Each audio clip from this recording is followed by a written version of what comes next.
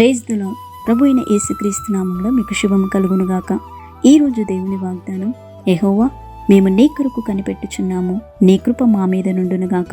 33వ కీర్తన 22వ వచనం. ఆయన కొరకు కనిపెట్టుకుని వారిని అందరినీ ఆకాశంలో నుండి ఆయన కనిపెట్టి చూచున్న గొప్ప దేవుడు.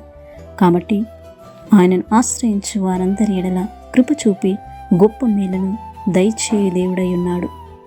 ఆయన కృప కనికరము నీ మీద, నీ కుటుంబం మీద నిత్యము ఉండునుగాక.